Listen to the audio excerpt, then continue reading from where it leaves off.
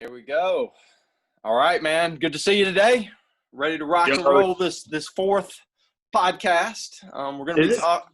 Yeah, it's yeah. the fourth one. We're going to be talking about transformation, Kairos, conversion, repentance, and all these good change words that have Joseph, to do with good to change. see you.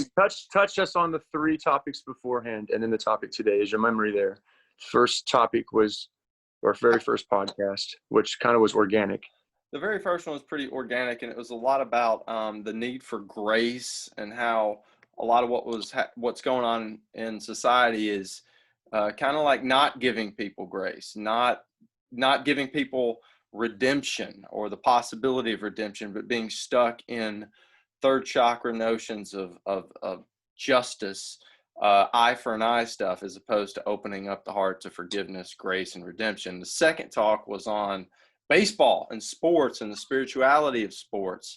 And then the third one was on music and rhythm and vibration and the energy underneath the music. So very good recap.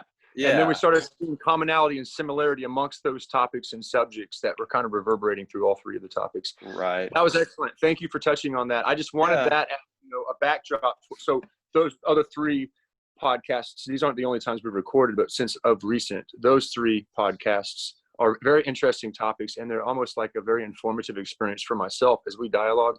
Since we did so much conversation and academic study together, there's a natural rapport between you and I to share ideas and like expand and let people be with their own opinion. So continuing to celebrate that, what is the topic of interest? What is the subject today, man? I mean, this is pretty fresh. What you just it is. We didn't really even talk about it until this morning about what we were going to talk about today. But this is kind of so ingrained in us that we can shoot from the hip on this and do it really well. Again, transformation, Kairos, metamorphosis, change, take a moment, development. Kairos, it's a great word for folks who haven't heard of this word. And basically it's like this. In, let's say, Greek, we have this notion of chronos, which means chronological time, like a timeline, past, present, future. Then there's this notion of Kairos, Kairos. And Kairos means a sort of a supreme moment, an opportune moment that doesn't come around all the time. Not that there aren't moments of Kairos that are constantly unfolding, but it's a unique little window of time that you want to push through that window because it may not come around again for a while. So it's kind of it's a unique opportunity. One definition of Kairos is I believe master or salvation or salvific. So master, you're in that moment, you're mastering your own system, you're having a transformative awareness, and you're very present, and you're enlightened in that moment with your newfound awareness. And oftentimes one will be like, from energy coaching, they'll feel trapped in the chronos, and then they'll have a Kairos moment in their system, and it almost reboots everything. So I did interrupt you, forgive me, but that I mean, it's fun to understand that definition. That's a tough word to understand. And I do Kairos consultation with some clients where I actually kind of, after coaching for so long, I exercise, kind of an advice system, and we're right in that moment discovering what's new for them. What other topic of interest is it today? So transformation, Kairos, and you were saying what else? Well, other things that go right along with this are the notion of some sort of conversion experience. You and I have talked a lot about the SEE, significant emotional experience, that often precipitates and opens up that moment of Kairos. And transformation usually does not happen without the emotional component, right? What is it that it takes? Like, I think about my days in chemistry, if you're going to have a steady state like this, and then you've got a hump that you've got to get over before you get to that higher energy stable. So this is one equilibrium. You got to get over the hump to get to the higher equilibrium. But in order to do that, you got to have a certain amount of kinetic energy to get over it. Or so this gets into kinetics and thermodynamics when you get to like a chemistry level. And the emotion is required to get us past that hump so that we get to that next level.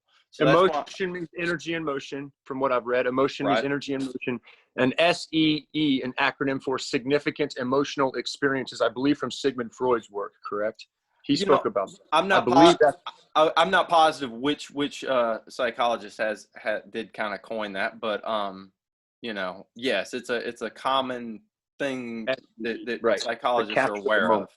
And Right. so from a psychological therapeutic perspective, in which case someone would let them, a therapist or psychiatrist would allow them to speak of their past and their situation, explain their narration and or story, get into points of trigger or trauma or whatever, and then help diagnose. The energy coaching agenda is much more about staying present and moving into the future.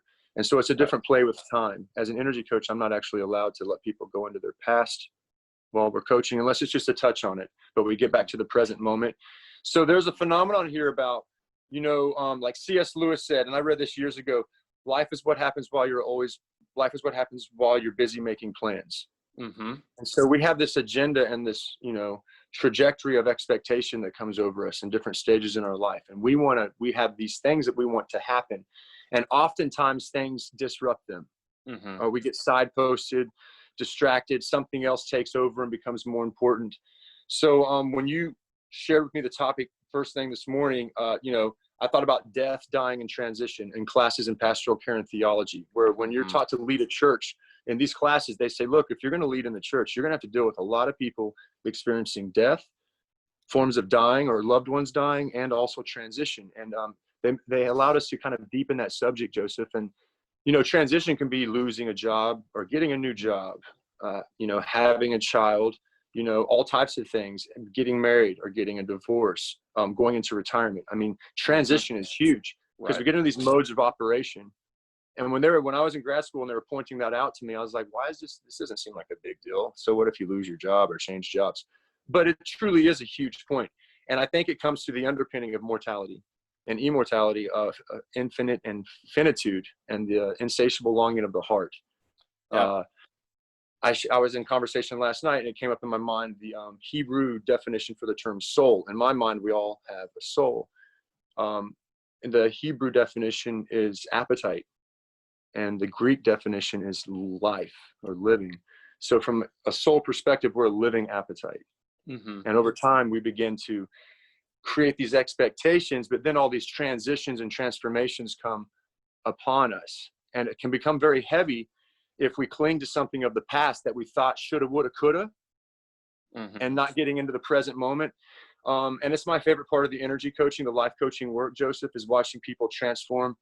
And not always about goal orientation, but it's a reframing of consciousness, turning something that would otherwise could be interpreted as bitter from a past mindset or interpretation, and you reframe it into a better situation and the client finds it. And this gets into like, what does this point to here? Because when I was delving into this earlier, I started thinking about shame and guilt and grief. Yeah. Because a lot of times transition, something's knocking on your consciousness and it's knocking on your door and it's like, this has to change. Yes. And you're like, yes. And there can be a couch lethargy. There can be a couch locking, where the body will kind of go into woe is me. And you'll just dwell in that yucky pit, you know, that microcosm of grief and guilt and victimization. What do you mainly want to point to in this conversation about transformation? And you brought up just a moment ago, right before you push record, even the concept of salvation. Yes. Or a salvific experience. So the deal is, transition for people a lot of times almost won't happen until we got they say the proverbial fire under our ass. And it's like a lot of times we won't transition until there's a certain amount of pain. There's this notion that, you know, we're more likely to stay sedentary and in our comfort zones until something gets really uncomfortable. we tend to want to keep what we have and stay where we are until we're almost forced to transition. But it's always, or most always, the better philosophy to start moving towards what we want instead of having to get to a point where we're just moving away from what we don't want. One of the challenges to transitioning and changing, three things came to my mind. One is a notion of resistance. We resist the notion that we need to change. We resist it.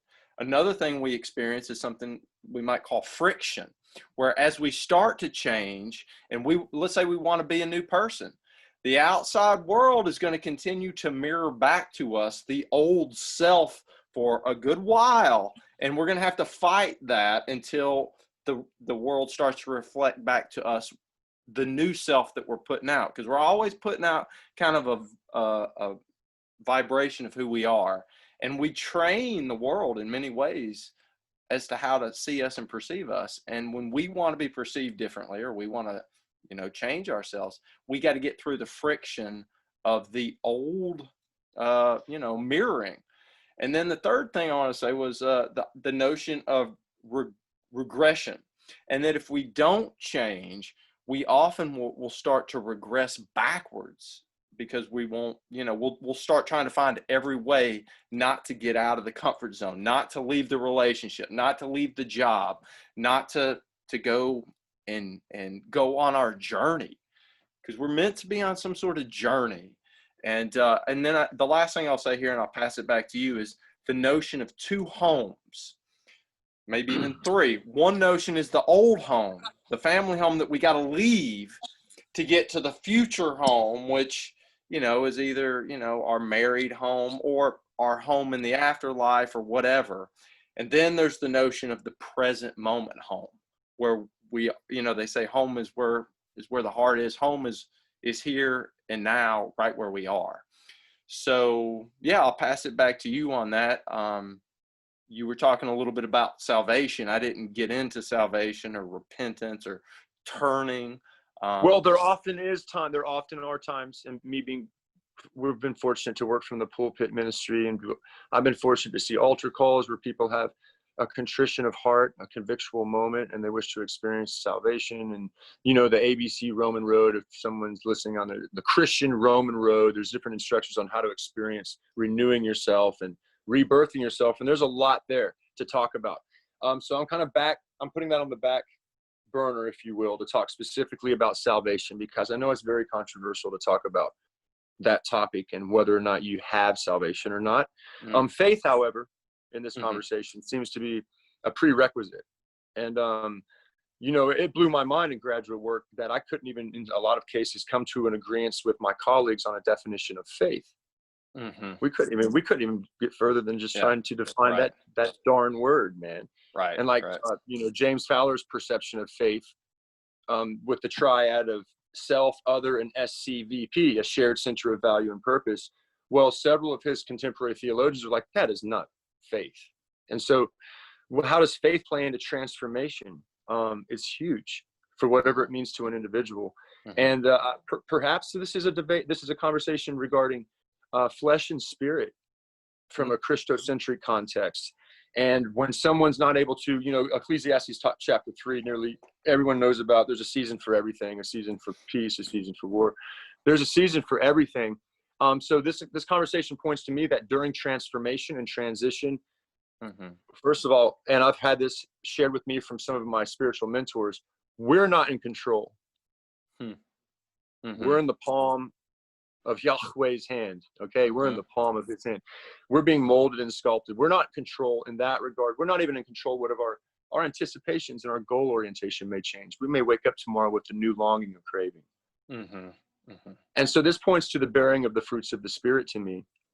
If we're able to be in the spirit and not fall into sarx and flesh and very subtle principality and invisible energy, if you will, to sit and long and just brood over the past and get stuck about, and we've all tasted it before. Even to the points of depression or extreme sadness or just being completely aloof. And I've had people define to me that depression is anger turned in on itself. Mm-hmm. So here in this conversation about transformation and transition, first, you remember that documentary One we watched in like first year of div school? Yep. Where they asked people those sequence of questions that were spiritual gurus and all. Right. And one of the questions was how can you describe death, right? Mm-hmm. What is death? And one person said it's an awakening to greater consciousness. Mm-hmm. And that's scary when we talk about our final death, right? Right. But here on earth, it seems like we have a bunch of little mini deaths and rebirth. Right. Over and over. So I'll pass it back to you here as I just threw all types with you. But first, some of my favorite work, James Fowler's Faith Stage Development. We're talking about transformation and transition. This isn't just transforming from A to B. There are several different stages of transformation and development through one's life, whether we're speaking from a psychological developmental perspective, right? Or this faith development. So I think in this conversation, it's pertinent to point out, to give people permission to experience the pressure of transformation and transition and learn how to reframe it and interpret it as something good happening to them. So, and throughout life, from infancy to toddler to young adolescent to old adolescent to young adult to middle adult to old adult, everybody's on their own bandwidth doing their own transformative realization. You never know who's doing what, who's transforming when, but it's about having the right, here's where I was. It's about remaining neutral. You know, who knows what is good or what is bad, like that Taoist story of the father, his son caught several horses and they came back and he was all happy. And then the next farmer came by, that is so great. But then the farmer kid fell off and broke his leg. And his neighbor came by, he's like, oh, that is so terrible. That is so bad. Your son broke his leg. Oh my God, I'm so sorry for you. A few days later, war, and they needed the young men to go and fight for war. But because his leg was broke, he was not able to go fight. Who knows what is good and what is bad in that moment. And it's like to be neutral during transformation, when you're not getting your way, when there's pressure, when you seem confused or distraught, go ahead. So the Spirit, the fruit of the Spirit and how to stay in the Spirit, it seems to the Paraclete and the Holy Spirit points to a cheerfulness of heart. It points to being present with people and loving people where they are. And it points to forward-thinking fellowship. It really doesn't point to anything of past regressive thought for healthy transformation. Yeah, right. And that's because I think that there's a reason in, Christian thought that eye for an eye, tooth for a tooth is sort of staying in the past. And it's also saying stuck in what we talk about scorekeeper, and stuck in notions of justice and everything, needing to always presently in every exact moment be completely equal in every way. And I think that part of when I think of my chemistry background, and I think about the way balance is achieved in the universe, there's all kinds of different balances, different equilibriums. And then you talk about neutrality here. I think that there's two types or more of neutrality. One is what you're referring to as equanimity. I'm okay this way. I'm okay that way. I'm gonna trust. I'm gonna stay here. I'm gonna hold the line. I'm gonna stand in the gap. And then one of the problems with people not transitioning is what we might call like toxic passivity. Okay, so that is a very good distinction to make. You get what I'm not saying? telling you for your car motor to stay in neutral. Right. And you pump the motor and rev it. And that's right. not the neutrality. I'm speaking from the kinesiological teachings of Dr. Hawkins and other in the eye of the eye and power versus force. Right. Where from a 0 to 1,000 scale on consciousness, being neutral in a situation is higher than blaming. Yes. Or you see, so it's like being neutral in a situation. Right. And I meant to say not neutral as stagnation or lethargy. Right. But neutral as whether you're being punched or whether you're having to punch, you're holding a similar disposition of peace and, like you would say, equanimity. Yeah. And so like in jiu-jitsu, right? If you sweep me, all of a sudden you get me in side control. Well, that's not cool for me. And it's really hard to stay neutral when you're in that dominant position. I can't get away, man. You start wanting to freak out, but remaining neutral actually creates opportunity for me. if I get calm. But it Right. also is the same if I'm in the dominant position on the Right. side control. I can't go crazy. I have to be kind of neutral still and kind of hang out there. And I'm suggesting in this conversation regarding transformation in one's life that you need to sit with yourself when you feel those pressures, because that's something of intuition trying to knock on your door and enlighten you to a better version of life. In this conversation, along with salvation and salvific experience, I'd like to bring up the Eastern concepts of Kundalini as well. As that energy does rise through each of the stages, it is a transformative experience. Do you want to say anything about that as well? Yeah, I mean, it's kind of like thinking of Remember this book? I do remember that book. I do remember that book. Yeah, I'd say this, that when we find ourselves transitioning, we're also going to notice different dimensions of our personality coming out. We're going to find ourselves talking differently about different things. And the world may not know how to necessarily receive us. We're going to get some backlash. We're going to have some conflict that doesn't always have to be unhealthy conflict. We're going to have some breaking of bonds, just like in chemistry. In order to get to that next stage, some bonds will be broken, some bonds will be restructured. And part of our development is going from, and we've talked about this many times, when we're born, undifferentiated. We don't know the difference. Well, first, we're like literally in our mothers with an umbilical cord. Then when we're born, we still don't realize we're different from our mother. We don't know we're a self, right? Undifferentiated faith. So then, and then our main sphere is our family of origin, and then our group of friends, and eventually our in our social institutions, and then eventually we almost blossom or bloom out of that, because we also have a stage where we're pushing against everything that raised us, so to speak, family, government, churches, schools, all that. And then we actually get to the point where we're individuating. And then we really get to the point where we have something to offer all of those things that we grew up in, pushed against, and then re-embrace. So I think that's something that's very important. And then back to the chemistry thing, just because I think this is important. One of the things that helps transition in chemistry is, like you were talking about, pressure. Certain pressures are going to make certain parts of us develop, right? And then temperature is another thing that makes reactions happen. If you increase the temperature, you put the heat on somebody, you get the fire under your butt, then things change. And then another thing is concentration, which I just popped in my head.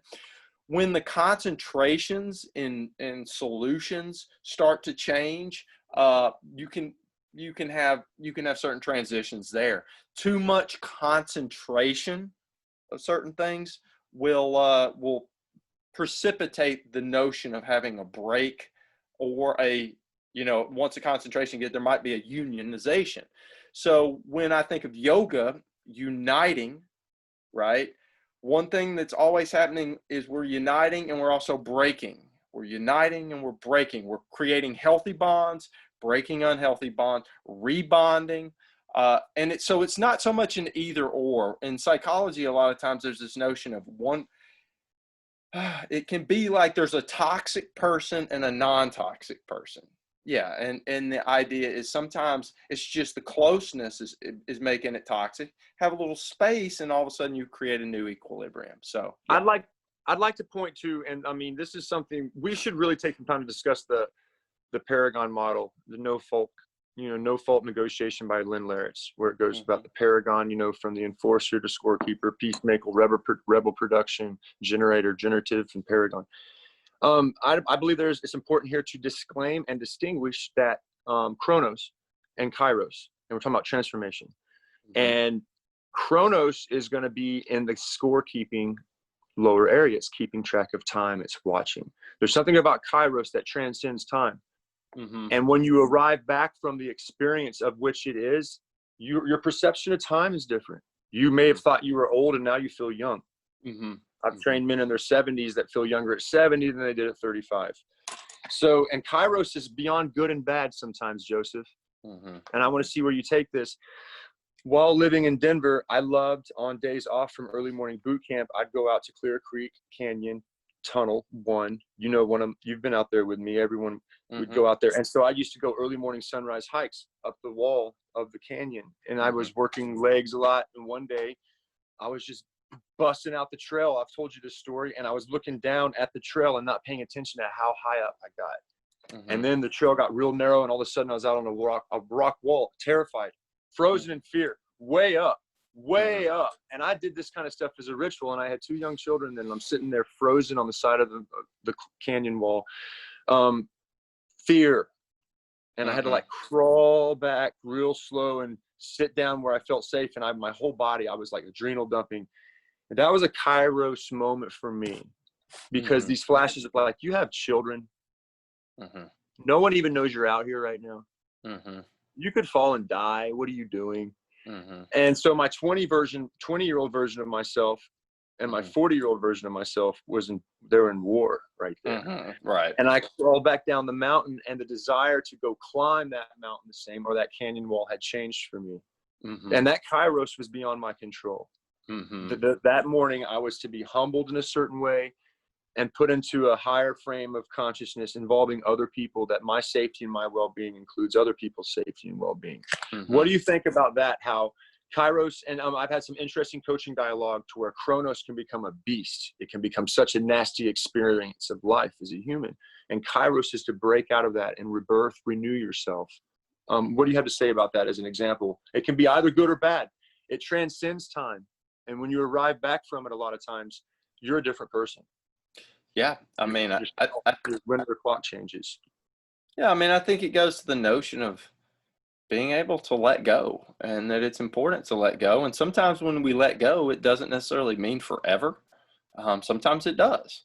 And to be able to let go of our, I think of from the Bible, our childish ways, our old ways of being, the old wineskins, and putting in on the new ones. And, it's kind of like when a child doesn't want to get rid of their like old, like their stuffed animal that was their security blanket or their security blanket, right? A lot of times we don't want to let go of those things because we're afraid. And ultimately, the thing that we hold too tightly to becomes toxic, and it becomes unhealthy for us. Mindsets, there's a certain mindset that we might need to have when we're, I don't know, 5 years old, that if we're having that same mindset at 45, it's not good. And, beyond good and bad, but you know what I'm saying? Like it's not age appropriate. It's not in our best interests, might be the way to say it. So, Yeah. Death, dying, and transition is the topic of interest. We're pointing to experience of salvation, and I spoke earlier about the Holy Spirit can be represented in a lot of ways as if someone wants to embody that Holy Spirit. It's joyfulness, it's cheerfulness. And so it's almost like, what is it that makes transformation so hard? We become fixated on something that's not as good for us, but we still think it is. So there's something here about yielding to a higher power. So when there's extreme transformation upon you, sometimes beyond your autonomy or your ideologies of what needs to happen, how to exercise that sovereign disposition, Joseph, and trust the currents or the winds as they shift, and be that pillar of faith during transformation. And one can't really do that unless they're focused and centered on something for the long haul, an eternal focus of sorts. So it's interesting you brought up this topic about transformation. And so it's an opportunity whenever there's the pressure. I want to kind of start wrapping up here around the fruits of the Spirit. Whenever there is pressure in one's life and things are, there's a lot of, I bet every one of us with everything going on with our contemporary situation and the increased mandatory regulatory expressions coming onto us from our governance with good intentions, there's a lot more vulnerability now than we're used to in our situation. And I assume that's the reason you brought this conversation up.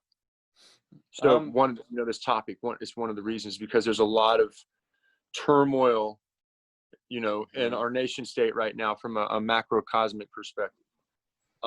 And so what is the ambient here we're suggesting to people that have listened this long in the conversation? I want to beckon them to think about the fruits of the Spirit if they're interested in exercising their faith, staying in the Spirit and not the flesh. There's a lot of depictions of that, especially in the New Testament. And so the fruits of the Spirit, and you have it here, Joey, you know, love, joy, peace, kindness, and goodness, and gentleness. But then there's also, you know, long suffering and self-control. So there's 9 altogether, but 7 of them point to positive, feel good attributes that everyone wants to experience. 2 of them point to, you know, self-control and temperance. Yeah. Long suffering. Right. You know, those are not pleasant to experience. Right. And I think the hardest part of transformation and transition when someone's going through a Kairos moment, they got to realize that those 2, the long suffering and the self-control, that's just part of it from an energetic perspective. From being an energy coach for so long, it may be important to think about the pineal gland and the pituitary gland here, the 7th and the 6th, which are the centers of our vision and our imperfection within our understanding of perfection, our understanding of self. There's a lot that goes on within the pineal gland and the pituitary when someone has a Kairos experience. A client that you know of mine, won't mention his name, that lost 107 or 8 pounds and can now sprint and catch baseballs and pitch baseballs. And there was a new spirit on him. There was truly a Kairos experience, and like a new version of that client came out, you know. And I think we're encouraging in this podcast to encourage others, as in the other podcast, to find something that is a niche for you that exhilarates you and gets you excited. A coaching question there is like, what is something about life that you love? You're so excited about it, you almost don't even know how to talk about it, but you know what it is. What is that? What is that? And exercise that during the pressure time of going through transformation. Absence of pressure can mean a lack of growth. Yes. And when you feel like transformation's up on you and on your grill, messing with you, you got to embody that to where the growth and transformation can take place. So yeah, what do you want to say here as we wrap it, brosies? Fruits of the Spirit, they're magic. If you can stay focused on it. Try to just well, you know, I think there's no law against them. Just put them out. Well, and I think that part of faith is assuming what we might call healthy risk. You know, the Les Brown he's a motivational speaker, and he has a really nice way of saying it, but it's, you know, it's a thoughtful risk. It's not, you know, it's not a gamble, so to speak. It's not blind faith, haha. Right. But faith cannot be seen.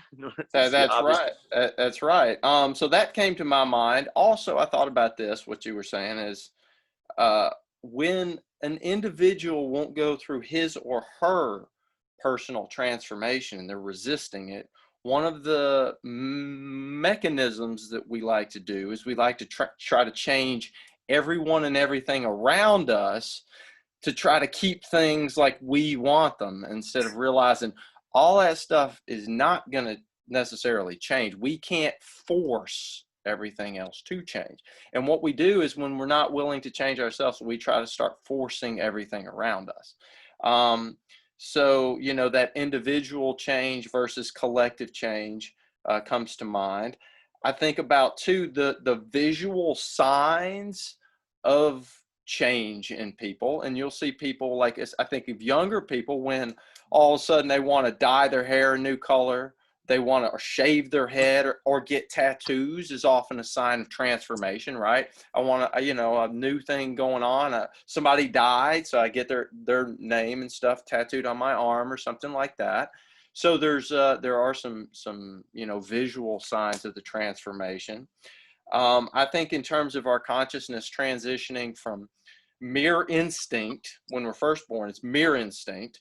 Then as we grow, you know, we're starting to make decisions. We start to have more emotional input. Like, we start to make decisions based on more emotion. Get a little older, we start using logical processes. And a lot of people get stuck in thinking that the logic is the main mode of operation in which to make decisions.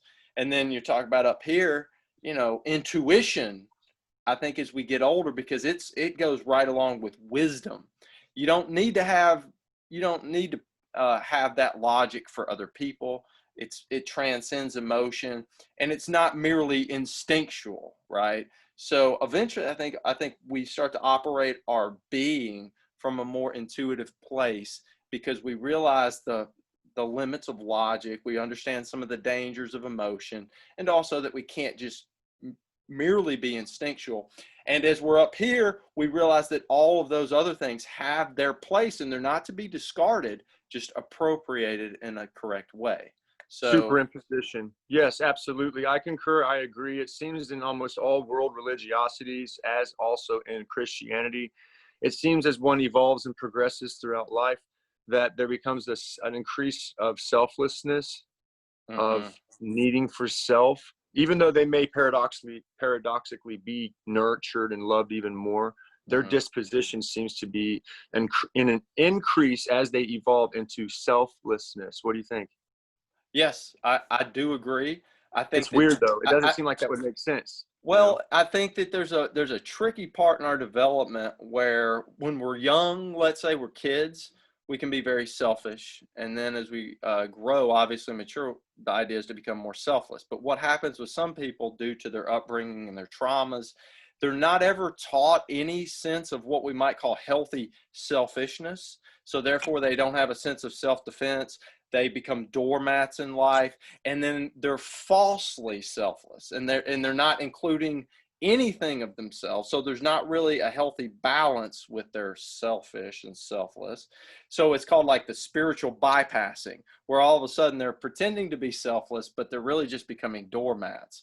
And that's why individuation and rebel production, as we've talked about many times, looks almost like it's a reverse step in the development, because all of a sudden you include yourself in all that love and all that forgiveness, and your sense of sacrificing of self is in a healthy way, not in an unhealthy way. And then as Your we continue to move up, our selflessness becomes more real. enforcer, scorekeeper, peacemaker, rebel productivity or production, generativity, paragon. Rebel production sounds crazy. When you learn about this work, you realize that if someone's transitioning, if anyone is in a scorekeeper mindset, that's not fair what you did to me, blah, blah. That's unfair. If you can learn to sit with them, and that's just part of their being, and they're in a transformative moment. And Right. so in my seminar work, my senior work at Div, there was something about the continuum and superimposition. You remember Mhm. this? Yeah. That all of them have their purposes and function, but they have to be balanced. And so I think, like, okay, so you have a 19-year-old friend or nephew, niece, whatever, cousin, and you see him going rebel production. Hmm. Before I knew about this, I would have maybe really tried to resist them. I would have Hmm. tried to be defiant and push them into a certain place, or think they needed to be a certain way. You've been a peacemaker your whole life. You need to continue there. This is not generative. But now if I see one in a rebel productive state, because of this training and prayer and meditation and understanding of how energy works, you can sit back and be neutral. Hmm. And you're like, this is just the ebb and flow of energy as a human being. You're a Right. spiritual being trying to be human, not a human being trying to be spiritual. You're spiritual, you're embodying, you're trying to deal with all these different energies. And so it's almost like we have to accept that transformation is inevitable. Hmm. And I Hmm. mean, it's hard to accept that, Hmm. and what the standards are and what to fixate on. So to, what do you want to say about that? It is Well, selfless to get advanced in consciousness. If you talk about paragon or universalized faith, hmm. that's someone that's what less than 8 or 10% of humanity ever achieves that Hmm. perception of consciousness or reality. Hmm. But we're trying to say, no matter where you are in your life, realize that transformation, pressure, death, and dying, and these challenges are going to take place. And we're expressing and asking, how can we best be our best version of ourselves while Hmm. these pressures, which are inevitable, Yeah. how to face it with the best climate, how to set the best climate for yourself. Well, and I think a lot of it has to do with our counsel, and our counsel, and who we go to when we're transitioning, who we talk to for advice, and who we consider authoritative. A lot of people, when they're going through transitions, their families don't get it, their spouses don't get it, their friends don't get it, and if they're not careful, their psychologists and psychiatrists don't get it. And in fact, those folks can actually suppress and or repress the natural need to bloom. There's a saying that says, once a seed finally begins to sprout, it looks nothing like its former self. And if we snapshot it too much, it looks like a psychotic something, or it looks like a mental disorder, or it looks like something like that, when truthfully it's part of a spiritual transformation quite often. And if we're not careful and we seek, certain advice from, whether it's medical professionals, religious professionals, or whether it's friends or family, if we're not careful, we might find ourselves getting advice that's not necessarily in our best interest. Which is why there's a saying that when the student is ready, the guru appears, which means somebody in your life, somebody's going to pop up that's been through this thing, and they're going to be able to help you, and they're going to be some stranger. I think in some ways you became that person to me, like on a certain level when I was going through certain things in my life. I recall you bringing it up. Yeah. And it's and you had some, even though we're about the same age, knowledge and experience from in your upbringing that was quite a bit older than what I had in mine, in a certain sense. So it's funny how you can look at people and you don't know based on their age what they've been through, and that notion of the old soul. We'll find old soulness in all kinds of different people that can really help us if we're mature enough not to have to stay stuck in superiority and inferiority, right? Because where that battle's going on. So Well, I think that's, pass it back to you, man. there can be too much Kairos as well, and someone want too much Kairos. They may beforehand complain about Chronos and feel trapped in time or other scorekeeping issues. And then many, many coaching sessions later, they've had multiple Kairos experiences. And then you're like, whoa, we got to reel this in. But then when they get back to Chronos, they're not the same. And maybe even they appreciate Chronos. But beforehand, so there's a strange play here to where it depends on how you feel within the confinement of your own space-time consciousness and who you are as to what transformation will take place. And that's where intuition plays key. So if you pray and kind of inquire or supplicate up to the greater good and God and ask for guidance and then say, open my intuition, there's amazing things that can happen, and then follow through with it. Because if that pressure keeps hitting on you regarding transformation, it's on you on some level, responsibility, your ability to respond. Otherwise, you will have dis-ease or an ability to respond.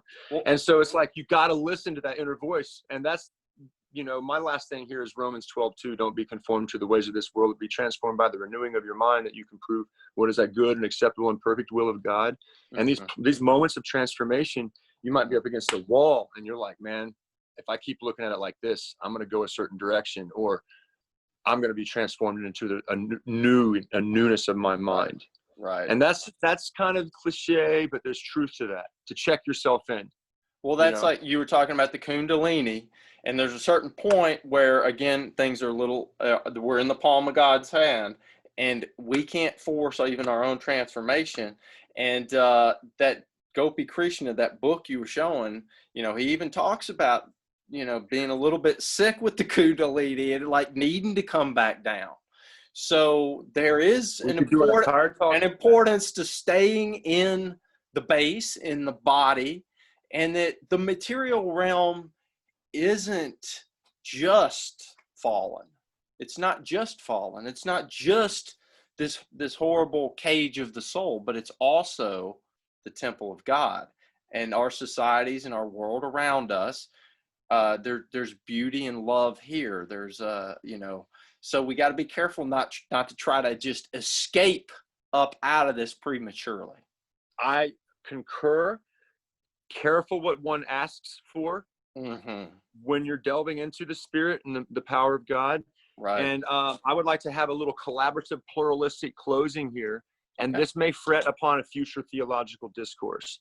but the Okay. term and understanding of Kundalini from an Eastern practice, that being in correlation with the moving of the Holy Spirit in the body.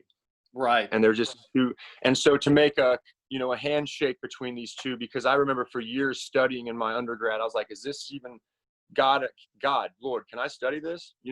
And so Yes. Yes.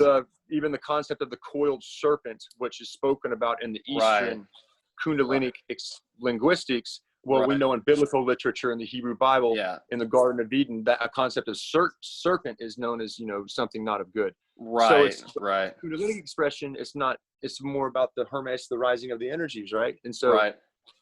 there's some blurred areas there. Perhaps in the future we could have a little conversation that would That almost probably go into yoga, Christian dialogue, That pluralism. and that'd be great. I think it's helpful, and it's one of those things that's really sometimes tough. I can almost feel like sometimes I have to speak two different languages to two It's, different communities because they've got different neurolinguistic associations with these things. but recall So that you spent many, many, many, many devoted hours studying and got over your yes, fears of it. Had I not done this deep study of it, I would almost see it to be distinguished from. But I can see it from a right, pluralistic and comparative theological perspective. It right, doesn't take away from my understanding of the New Testament and the biblical readings and my exegesis. It adds right, to it.